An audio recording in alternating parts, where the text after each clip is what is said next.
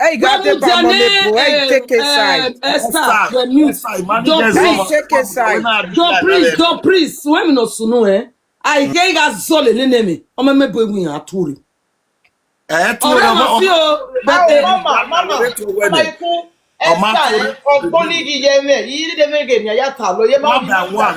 Esther, when Omomebo gwana fieme yonu. Imani that fear, also not be aturi. Esther, who do well now because of you. I must me come out today so that me can see so kind truth. We not go more they use lie. They the Saga people. Oh,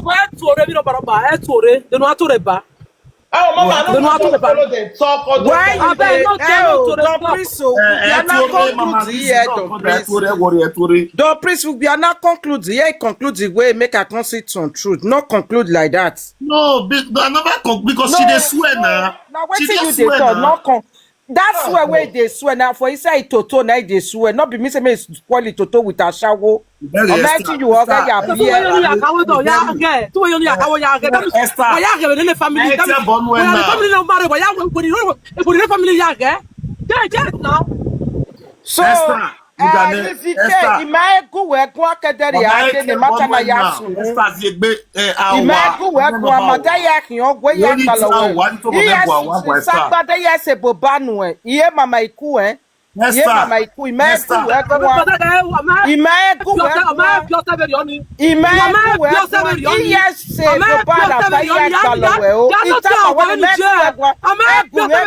because he winner of he winner of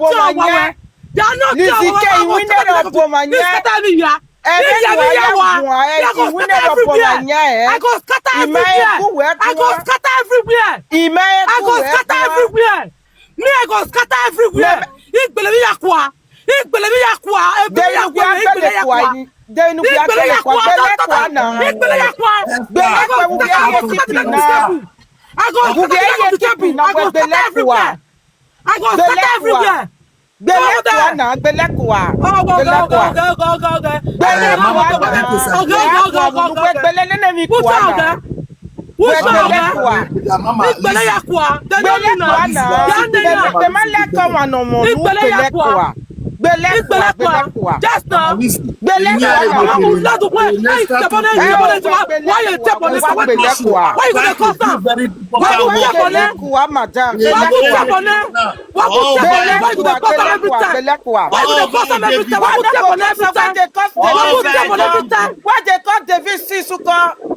If to say you not be betrayer and then that's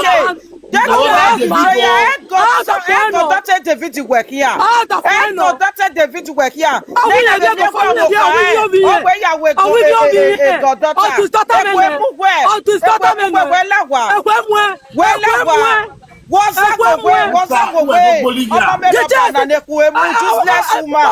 Okay, but no,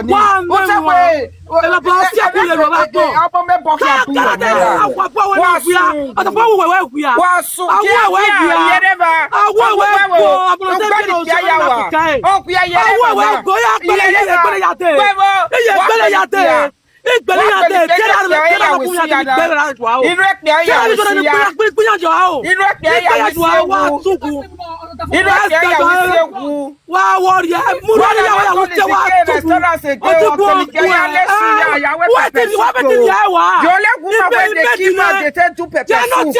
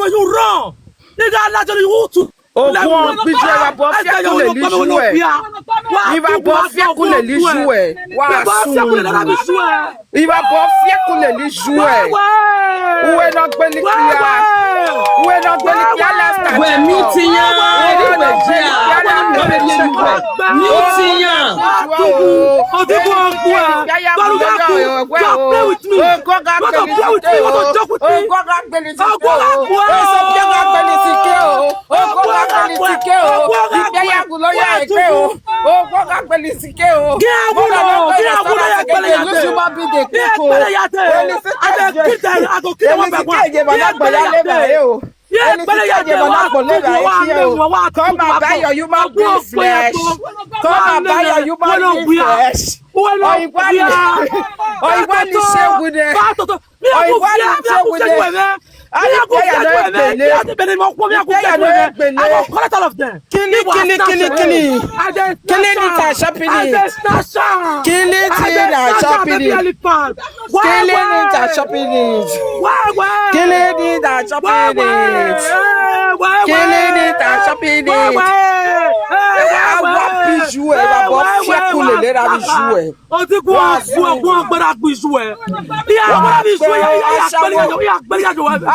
Squad.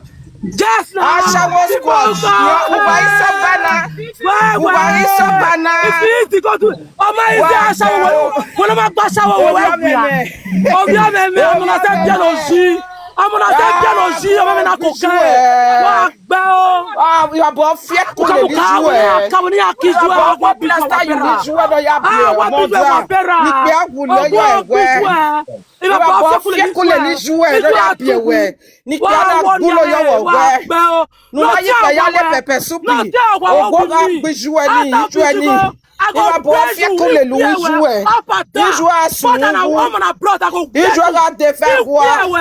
Oh, go back to jouer. What is that go? What you up here?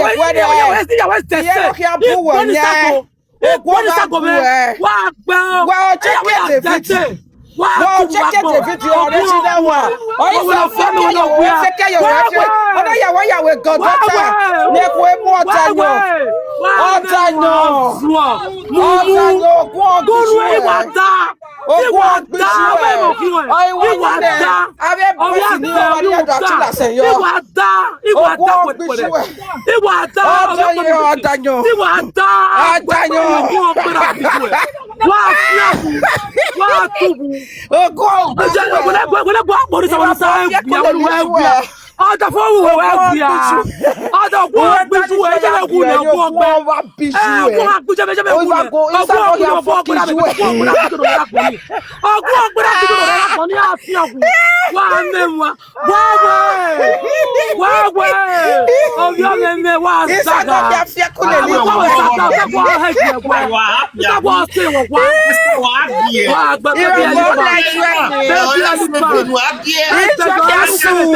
Look at me. I'm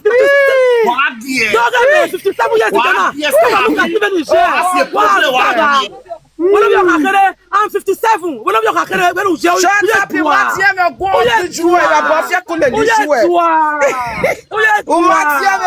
Wá rí ọkọ ẹ̀. Ogún ọgbìn ìṣúwẹ̀ bàbá ọ̀fẹ́ kò lè ní ìṣúwẹ̀. Wá wọ́ọ̀rì ẹ̀ máa gbọ́.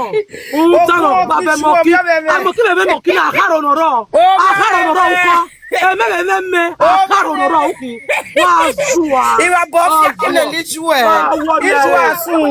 Ọ̀pẹ̀gí mú ẹ. Shut up, inúkú Wọ́n yá gẹ̀ the family wọ́n yá gẹ̀. Ọkùnrin yá gẹ̀ yá gẹ̀ wọ́n yá gẹ̀. Wọ́n yá gẹ̀ aṣáwó. Wọ́n yá gẹ̀. Bàbá ọ̀fẹ́ kò lè lọ́ra bí ju ẹ̀. Ọgbọ́n ọ̀gbẹ́ra. Ìwà bí fún ẹ. Ìwà bọ̀ ọ̀fẹ́ kò lè ní ìṣúwẹ̀ nínú ya bí ọmọ tàbí nínú ẹ̀ ṣe. Wọ́n ti wọ́n tẹ́ gbẹ wa. Ìrí àgẹ̀ ni wọ́n yá gbẹ wa. Ogún ọgbìn ìṣúwẹ̀. Okay, when I tell you what if it ye Elisike, when I tell you what if it ye when I tell you what if it ye when I tell you what God daughter no when I tell you what if it ye who will tell not what if it ye peg away when I not they choose God just let someone want me to put Godfather for prison just bless mama who beg away when they be the Godfather well no when they open for your prison oh no what men no know where we rowa oh fe no what men no know where we rowa wa sun we above ya kule lishu e you know the shame men they die for your shame men they die for your shame like water You can't shame the shameless. You cannot shame the shameless. You can't shame the shameless. You can't shame the shameless.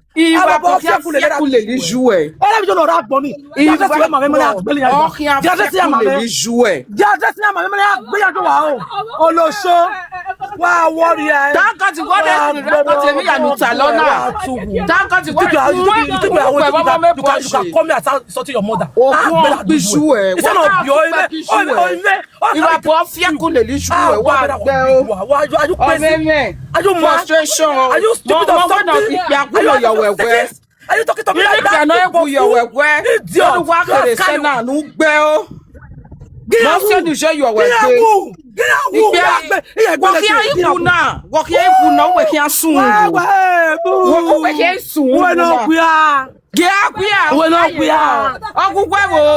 Best friend you are your mother. The best friend you are your mother for when we are no move or that for so shut up. That means you should be that. Walk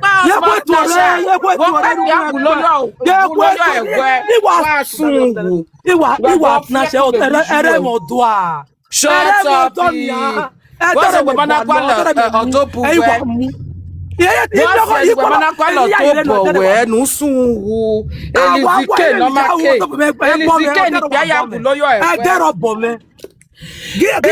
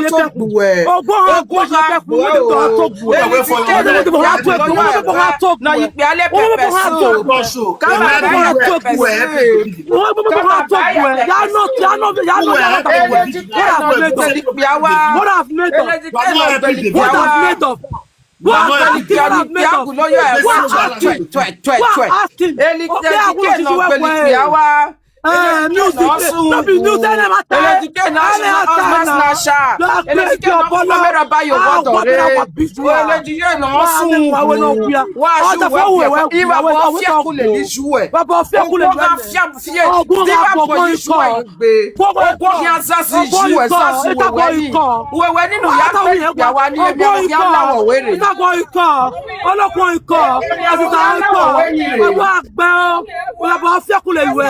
Ero gbijwe. Wa si papa ko le me no shower river. Wa ha you stroke. Wa gbe wa tugu. You can come here come talk to me. Wa gbe wa gbon.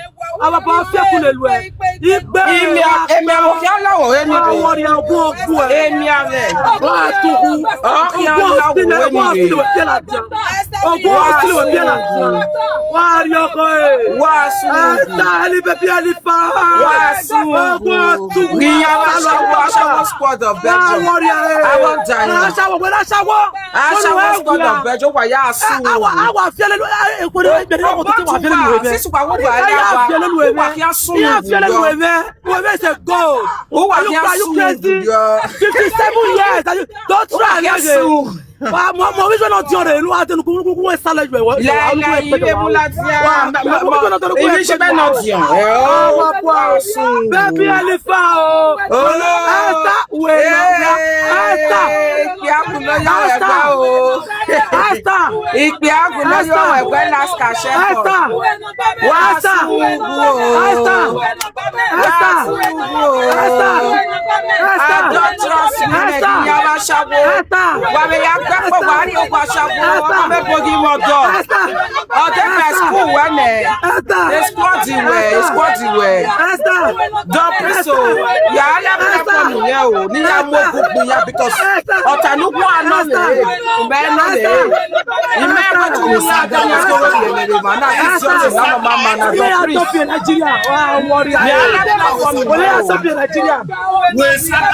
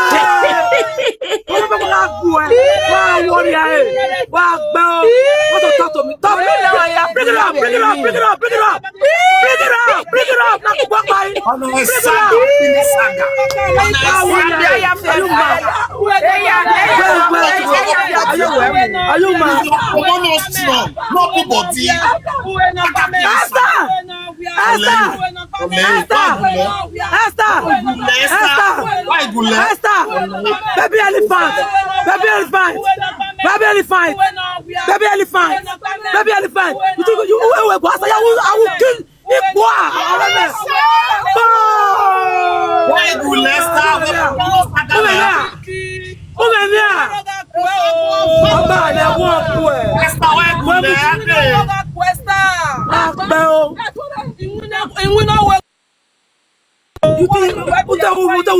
do you have mad? Are you mad? why you we be going wa gbo mo gbe igogun ogbu e ya no ti awa niki go ask him igbo era visual o wa memu wa ye we kosun ise o no e to ko ya gbo ai to go ise o wa memu e kotonu ti o gba fun o to fo ma meje kotonu ki je to go igbo a be ni le agbo agwa boy are you mad iya wa ye we se ba iya we ya se ba the fire with our West ese yo West na season fire wala our West Esther obey e laugh na imu were ban na we enu ya Saga yana is false no do hear the real truth na so we Saga we give me o mati Saga we ile we give me o mati Saga on that it's you where one winner o mati Saga you why you for not come down me when we lighted the fire we here le we him your mati Saga on a Saga killing Saga we beg about the raise here got raise chorus I don't go that I really they were the viodi and they were raise chorus with do even make Saga that raise chorus he what raise chorus in the Saga Ijokuna riwaja. Esther. Oh, man, what to tell me? Oh, you can't shame the shameless. You can't shame the shameless. What? You can't shame the shameless. I do okay. Okay. Man, I don't get shame. Imagine bonwe. Inawe Esther oge oya saga Omomebo. Omomebo re emi anu ya saga odovebo. Now we wait to egbinane David. Oko we sine David na oku. Oko we sine. Esther was oku no we sine David na.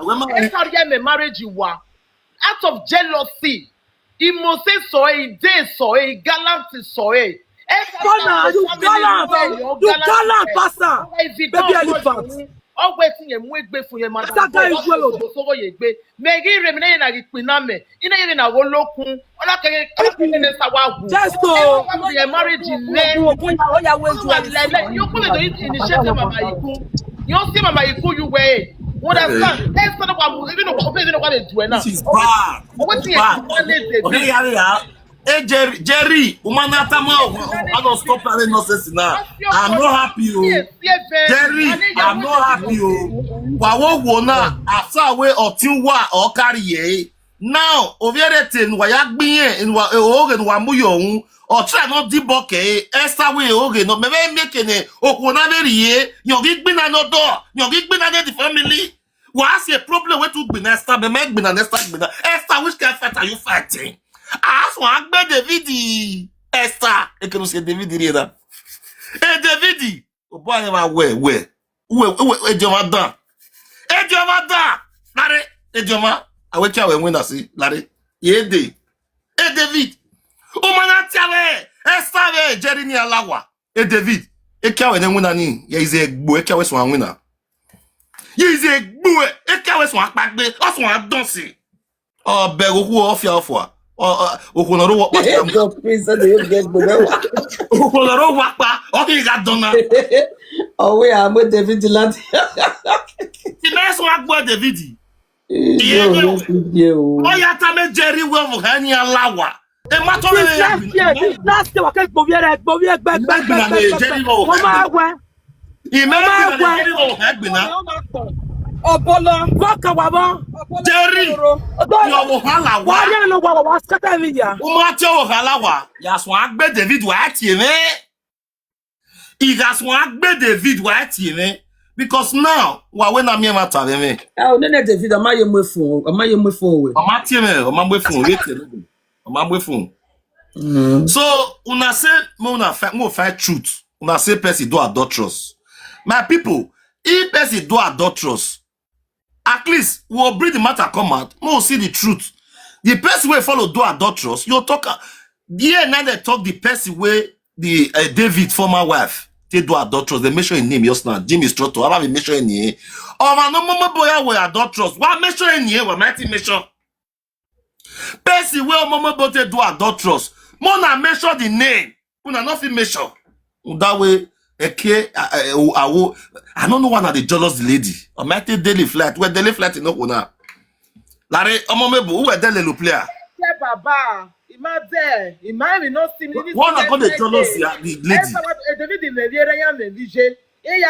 One of the jealous lady. I don't really understand. That's when they have battle play. You never battle play. What jealous say? Esther, what last year? Asha, if they start to yam West for you, one of them they know you will be Astor, they poor us. No, that more money is precious. No, that go a domoji. But when they start to zoom, or not that they have to marry Astor, they poor us. Jack be clear, yeah. On our money is precious. After the married Jerry, never married Jerry that time. Never not cooking on your marriage, Jerry. If I'm not cooking on married Jerry. I'll tell the bit of them with Jerry, never not cooking on married Jerry. Jerry. May I quick send message to Jerry. Jerry, if you are watching me, you are a man. You are a man. Tell your wife, make it stop to the saga this family. This woman say, Esther, join people who spoil your ass. Jerry, please, if you are hearing me, tell your wife may rest for this because it's no happy issues. The saga when your wife is saga now, me not know what the saga for. What did they fed these people for? Me mind. Tomorrow now they start to the bridge Jerry come out, David come out as one back be Ubana. Yeah, waiting him with Benavodo. I don't know. Tomorrow one day Jerry if he pursue you come out. Where do I so? Jerry cat who went I will forget. Who will forget? So when we marry the area Omomebo marry the. So now Jerry my ladia dogbe okoni ari. When not here, so when ya West, who come over when Esther. This is who come now. My people want to talk good. If you marry near the one, I beg. If I want to talk for the matter, brother, don't please. Yeah. The woman where someone sent to you yesterday, where David tell me say, where David give me the picture, where tell me say now that woman I spoil your house. I don't send you the video.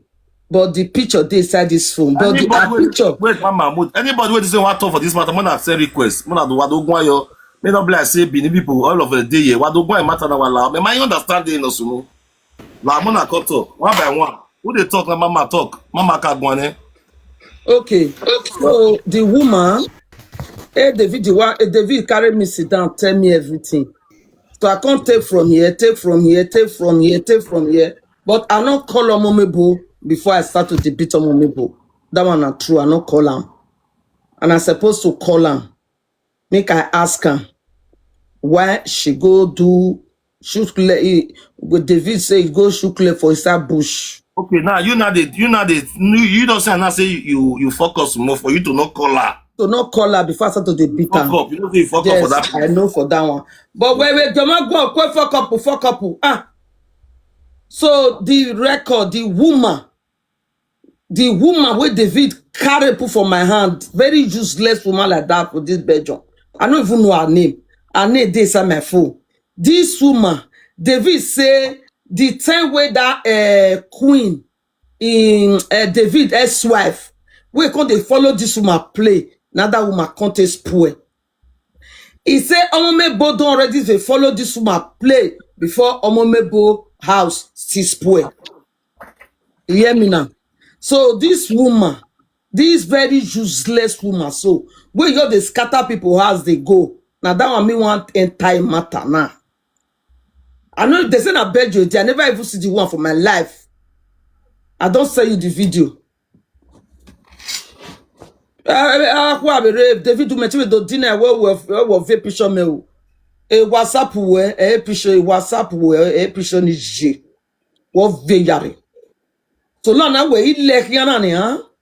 We itania where me carry Omomebo matter because be Omomebo no the quarrel. They say na so you talk. I never see you ask your question. When I go ask you question, say na true, you really talk that word, eh? David, sorry, Opa, Agbo, me janacha. Agbo, Egba Azazan. When you come me when pa David, you pa yo. May I first see you first. May you talk out to my face, say, me they beat her lead your wife because say I the verse for her.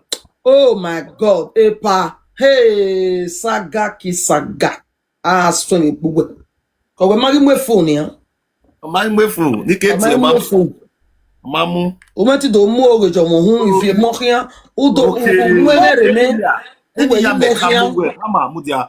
Eni ya metamu we siwe. Eni ya no ya agbe Omomebo. It was of force. And we are not moving matter when the matter na jena. Ma be ori ole.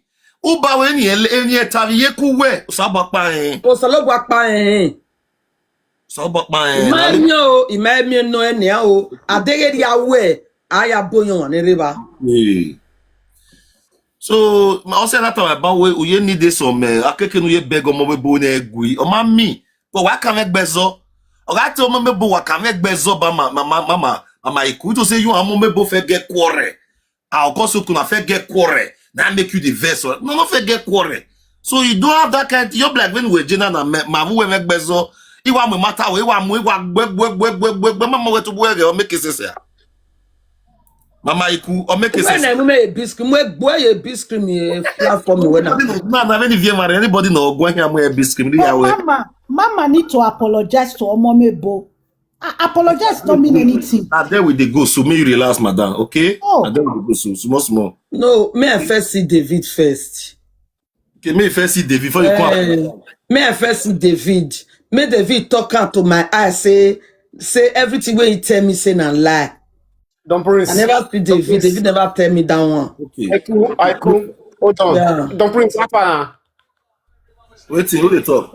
Oh, Nah, me quite. talk. We have me ask you wag be na she. Now, say they talk. You know, Madaiku, you get what you define for this matter. If I say what you concern, say you want to go here from the respect for you apologize and leave the matter. If I say you define trouble for you get what you define for this matter.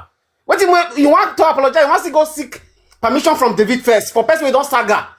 I don't understand. David never ask you, never commit you. You know, I don't have what you define for the trouble. You get what you define for this matter. Omomebo, if I be you, I don't even need apology from my again. Go swear for her because you get what you define for this matter. Do you understand me, She even know say na true to. She even know say she na true. Some Omomebo I think get what you define for the matter. He said don't please not say the beg and sins. You know say the beg and sins. You the beg and sins. Even don't please. Be mature. Don't please. They even they try to bring settlement. Be mature. But you behave like baby now. You don't behave like her age. You behave like baby. They are equal. Let them don't please. Ya go here now. We are don't please need own na you could beg. Ya you could not beg. A man not beg. Go we can see. A man not beg. Because don't please they try to bring him out as a senior woman. Any quality. Any apology boy. That's bonnet.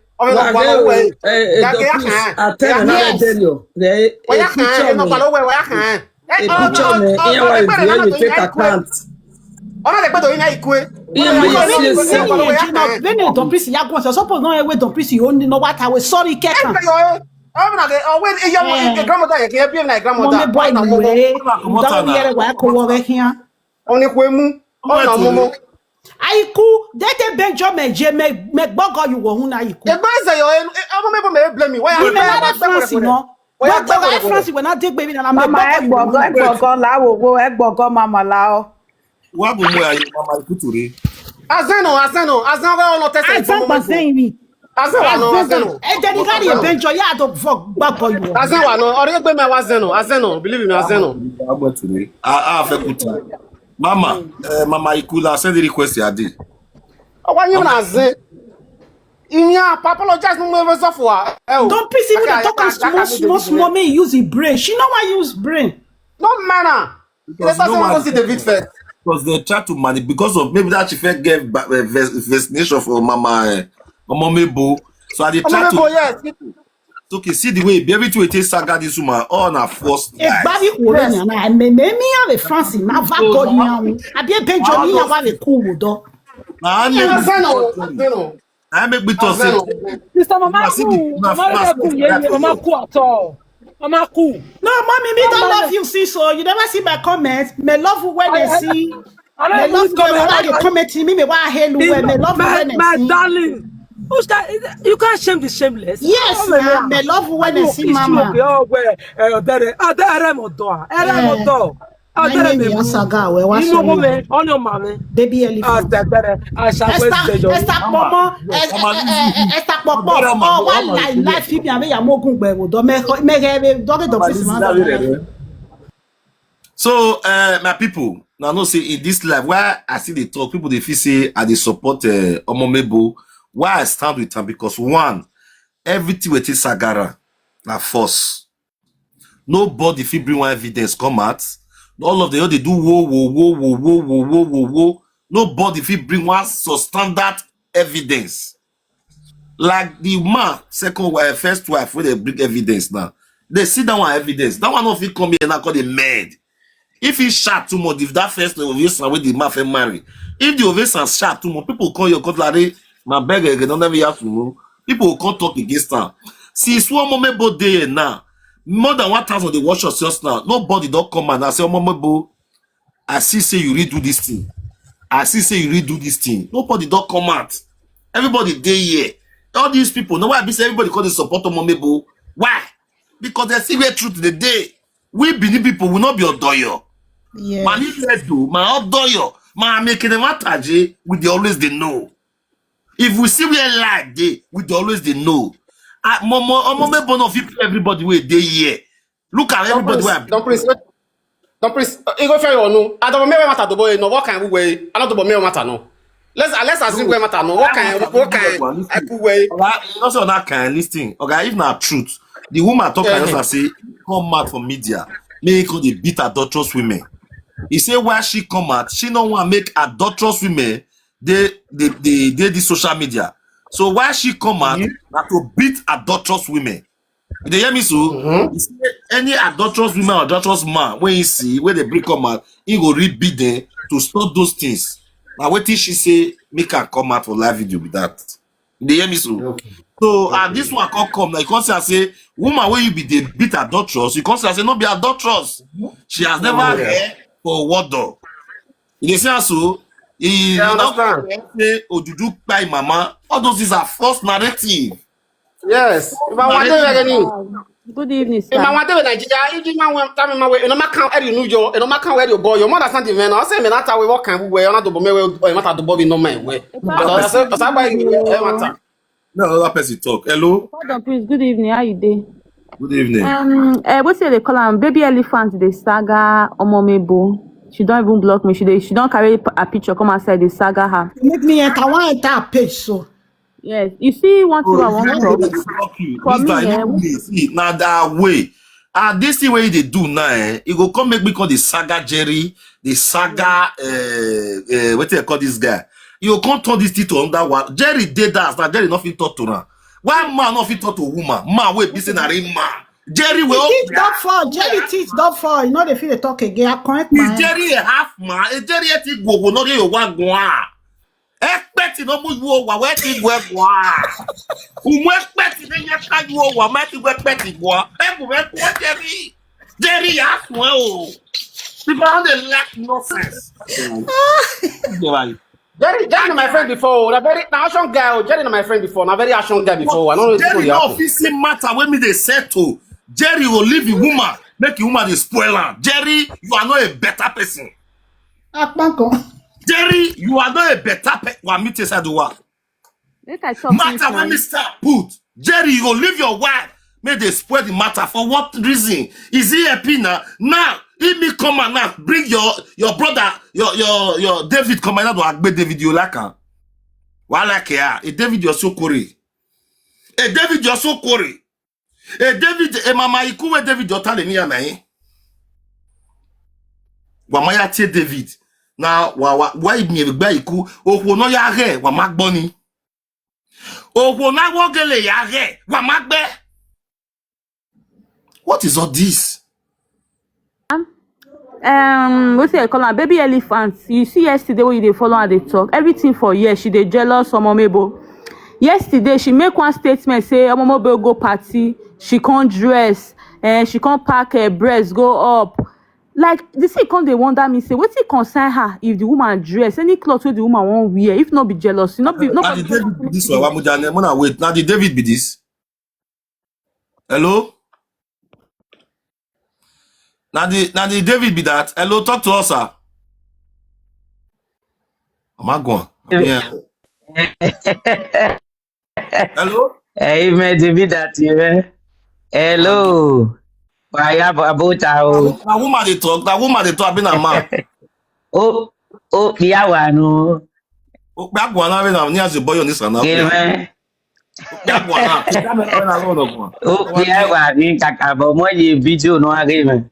Where we video is at the way video. More video. One na who? One. Oh, we are here. Why what are you calling from? Ire Napoli.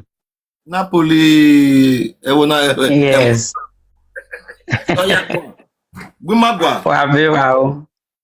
Waya wa bota. Wabewe negekai. Idame uwayasin. Ezo garo biniana. Aiwe gidi na mi utere no ba.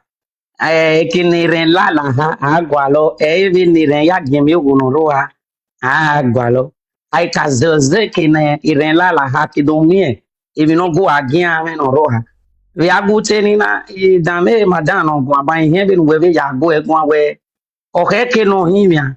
La wo ona koda o lazy gbina no de igbina ni atejebe no siso audio to document no gberi be na mana setting te la owo iro be je wo ko no ho won do o ma meti ta ma wa ewe awa me re bu emi ni wo na ma wo ese o ga ge gbe bu din be no wa gbo ma keke na bio so therefore keke na ti a wo ki gweri o hono ai no wa hono bo kan e wa zo din e wa zo bo kan o mi ke mi na ri ru ba gbon na re wu me dem mistake ne o la wo wo teme o hono wa o jeje o hono e ji o ma o ga yin ni ane o ri ani damu an o ga ye be claim be nu na be wu be ri abene o ne ru den we me bi o jin o o ru den mi ke mi nu ye gbe ko o kano me ini ano kwa no jeje gbe yo koto e o ga re to ye gbu koto ama wo ma na gbon no jite ta we va mo bia e me ga sunu wa gi ma gwa we be na ya wa dolo okay o wo ni nu geta ma ba no te la owo wo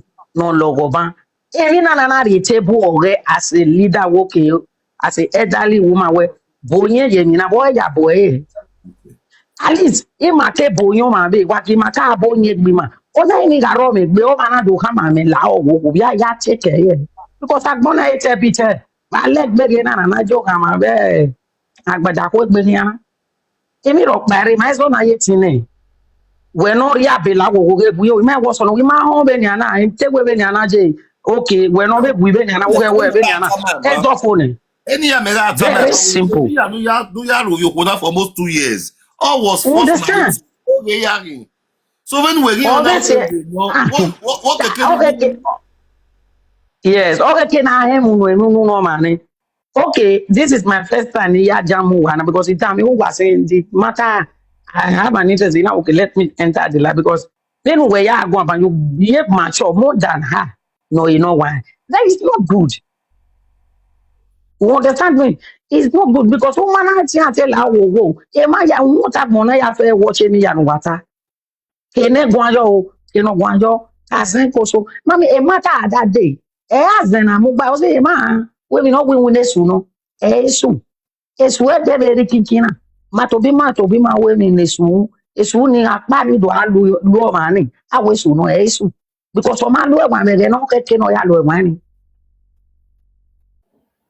e lo je wo bo ka ma e yo bo kan be na ọgbẹ èèyàn bàbá ọkà ìpàgbẹ sọ yóò bọ kàbẹ náà ìfìhàn ọbọ abẹ ní wọn fìyẹ fún wa ọkọ wọn ní wọn fìyẹ fi tọlẹtì ọsibí bá náà zẹlẹ bọtọ ọkà ayé tọdọ ẹwọn ẹgbọn máa yóò bọ kàn ọkà fìyẹn rújà yẹn máa nù ta ọ̀nà sọ wà jọjà náà ni ẹfẹ náà jọjà mi ẹ má ta ni hàn ìrọjẹ wọn máa nọ pẹgbẹ gbogbo ẹkì lẹnu náà wí sàn kàn náà ẹsìn wọn ní sàn àwọn yẹn gàtó rè ọmọ gbàdé kéla o káka náà ta ni akẹsàn án gbé ẹzọ wàá wà wẹsẹ ọ̀nà ìbí mi ni ìwé tàjọ wà láwà jà nù ta náà àjí fẹ́ mi ẹ̀dá nage do offend o man okay no woman say wala we say my brother beg me no ya gwana we do because oteme madaiku you know say that time about we emi ya no sunu na we beg we anu we wo ovie instrument nu o tam we nu ya gbena the man maire do mudia no say nu we adise na ke ko ya fan no ko ya nu ya gbena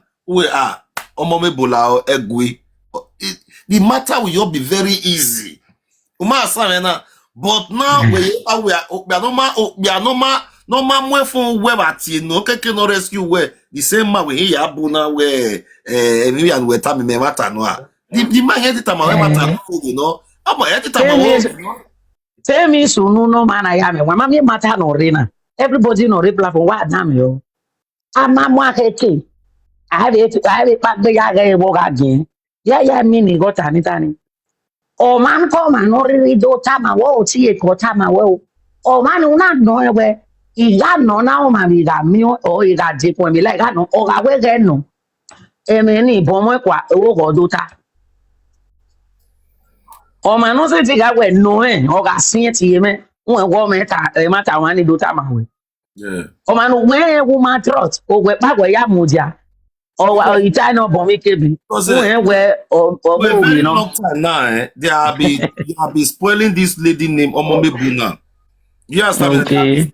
Her name for nothing she never did. You understand me? So okay, now those people who have been spoiling her name cannot come out and bring one evidence or anything. The only thing, Omomebo, my brother, the video that went viral. Hello, my brother, listen. My brother, wait. The video that went viral was the video, the first narrative that came that this lady called Omomebo went to go and do party on her ex hotel. Okay. So when they now are the person that hosts the hotel is a popular somebody where everybody know, which is Oliver. So when they pour the first narrative out, the narrative now circulated to everywhere that Ogonoro Wodo, when I yekba, are you a way siwe? Yeah, as the hotel siwe, yeah, we yes. Now, no, there have been about 3 days ago. I don't confirm in that way. We are not the Friday yesterday. They are using it to I'm not the friend. I'm not one friend. I'm not osie many no nya hotel. Okay. Maybe only the man maybe Oliver and this woman, maybe they were friends. I'm your say. When my very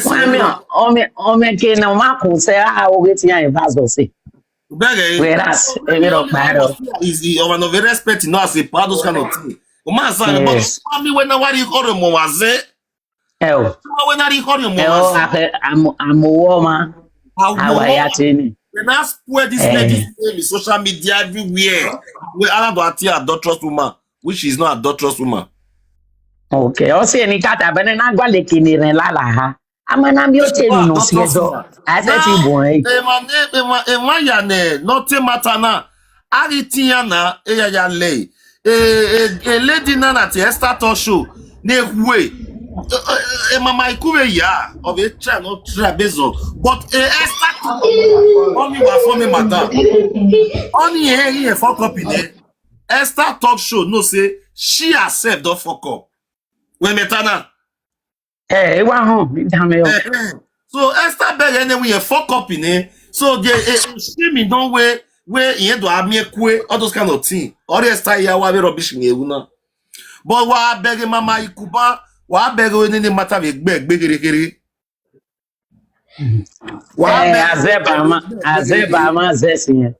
Osunu ne. Emi pane mi ada. Mami boni. Mujane, Esther Jonas Omomebo don't mass in you, Ima. Umasa because a company you now want to on door.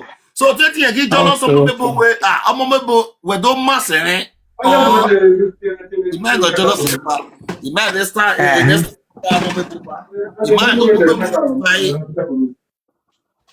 So any year, Jerry, if you know you they watch us, if you really say they settle issue, tell your wife, make he leave this family alone. Make he leave this family alone. They say so, he get why. Esther don't leave this family alone. Go shake it, we did this media. No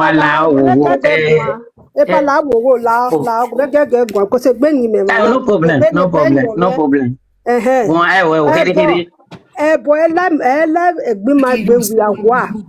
Esther Ogonga gbera gbizue. David Ogonga gbizue no wuye imi no Ogonga gbera gbizue.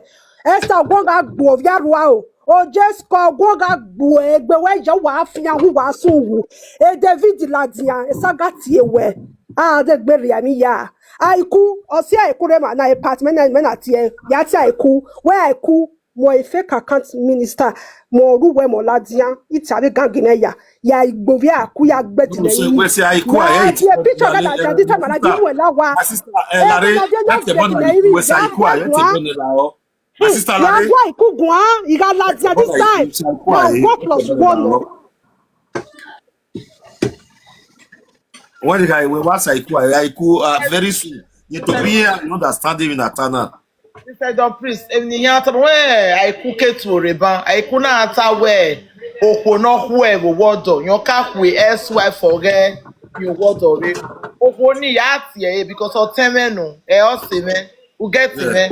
Yes, of elsewhere forget. Ione Nitie, no Yoduku. No one know. Then you're playing your quay David. Then you're provoking elsewhere David will be David. Then you're girl okay David no ya again.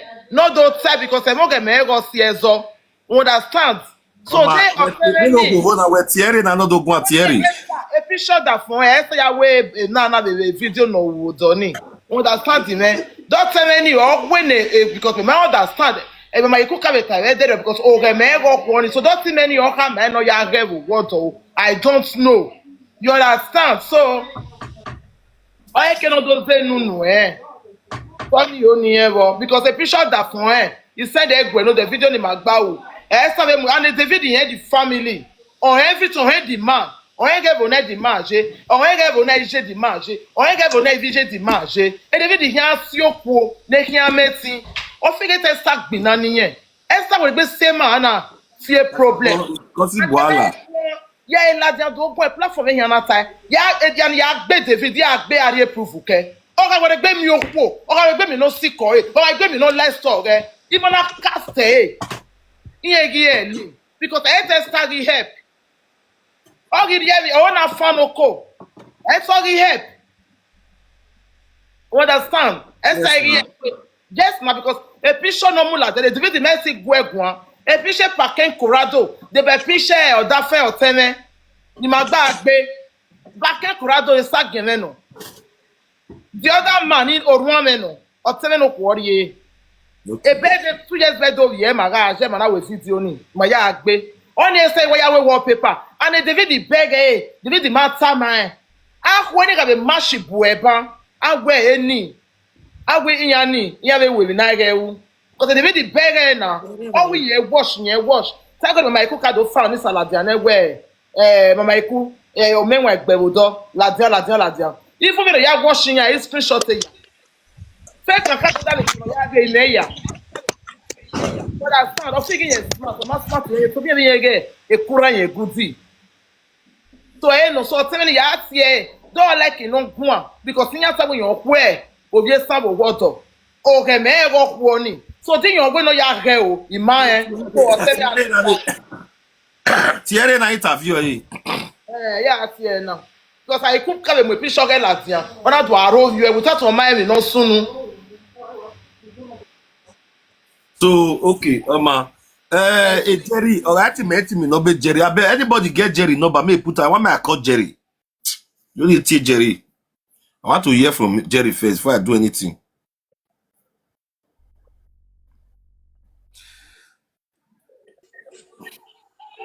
You need to Jerry then.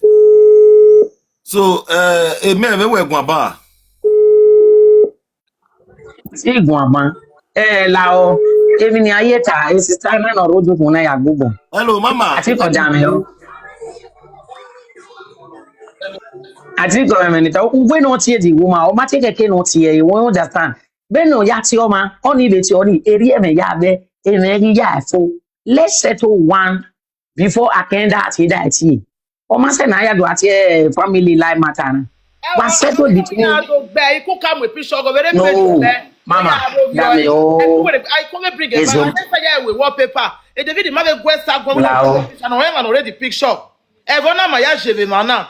O eyan o bo kiyan. O kiyan ga be la tema. E bobo. O mata mesta na. Egbe wa jere yo. Egbe mo David gwese. Wala ho. Ye irie do ma ya hin.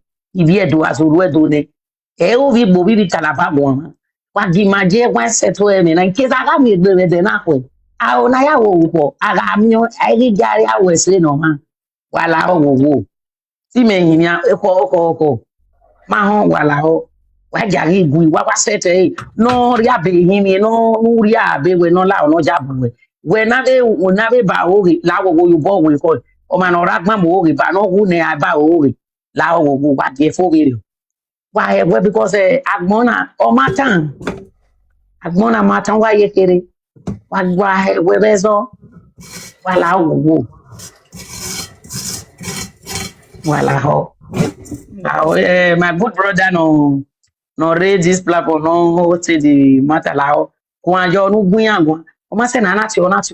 When it is Madame, he no Guanjo igbe. Genere gui. When I be Guanjo igbe, no ma when any. Now you born my brother, let me the woman me Google ba me time no ya de no. Now with the PCR. So you know vita mana masa na so mani do area o moment because you know so no laughing now agwa the piece how wear the piece aro have any mejiba you accuse of wrong and you know to beg away you accuse of wrong it's my right to apologize. And I sorry finish. It's my right to say okay very sorry like we mostly man even when I me you do abandon you may do tap go at the time. When I worry, you know. The time where the matter take the hot, the people will give me matter come, they can't abandon me, they not call the talk. They're not the year waiting the happen. Now the time where I take come and say my sister or my brother, not verse. I saw me they do my own. But some people they losing and say, okay, since you don't already talk, based on pride, you know, say we will be believe people, they get pride where. So, oh, not everybody, my brother. So, my brother, wait, madam, wait. Omomebo, you are still listening. Oge ni amuyu egbe biniwe yawe ebo aya serious gine gboma. Oh, man, no igbo you egbe anybody. Mama, they hear the talk. Mama Omomebo. Ni je Omomebo. Nero lani. Okay, oje we ya tiwa riba. So now ebo e do ya serious gine gboma. So anybody nuere or more yawe, you have the right to go lay swear for the person or any people you believe say yamuri you own. My tana. So manivia do ebo my asking you say gbon only me beg. So Jerry, it was me see Jerry no bana. Make me call Jerry. May I explain to her that he wife they made mistake now. If he wife no more, may brother come on matter for this, may come on body for this matter. Of a kota mo hano will matter now. Because when me here now, oh can I gwale we matter now. He gwale we matter now. Man, you understand in the Esther gwalo matter now. There are so many topics. Esther my topic we apart from we we ma bury we yage. Ah we. Emana la jawavana we Saga de gbe. Today Saga nya ya gbogan we here. On ma clean social media. We ma name in the social media now. A name is na amunya we. Oje we lady na the lady Lizzy K na. Awo here be awuyo ewe. Iru be awuyo ewe, which is a big lie. Nobody can, no family can come out now with Lizzy K. Or tell me who you are well, but because of social media, here wario Saga here. Awa amuni area. Go see our beg okbo ya wakin. Ya beg we ya wade okay here. The next thing they will start to spread their name. A Lady K now. What who you here where many of the family of the man come out.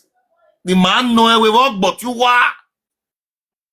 Well, Lady K, I be anyway Lady K here, Baba.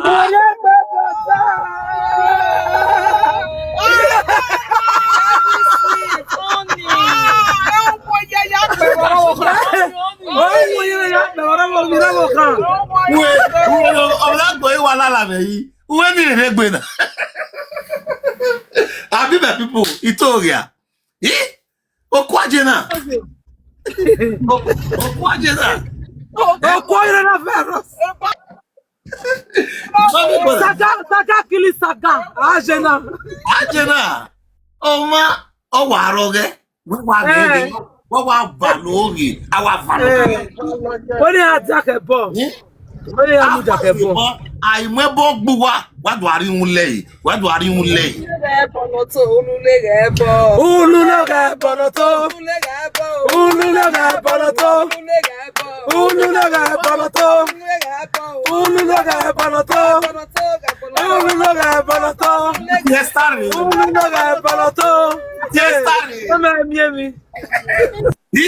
A squad you go wherever I squad. Chaka bomb of you. Esther give me a squad on you later. Do wakoyo. Eboko. Esther no. Talk regbe. Imo ya wene. Imo ya gbina. Imo ya we ya gbina. ọgbọgbẹ wagbọn ọtúnbọ ọjọ wọn náà mọtọ the same place wọn náà marry ukasi wa for fine why I respect you you don't no what is having respect in wetin only wọn náà bẹ papa wọn ní àkókò ọba ọzù ọlọmọọmọ wọn lọ pín náà lọ. yẹn matere over mue over kino move ko lewo wa mo matere voice because Esther mwe Jerry here Esther mwe Jerry yo wa Jerry ga gun ba na Esther akwefuwa won da so we have given ya gun se when against stop we have nenu wa o agun we mute that from me gun me won na in your lead ko wa ya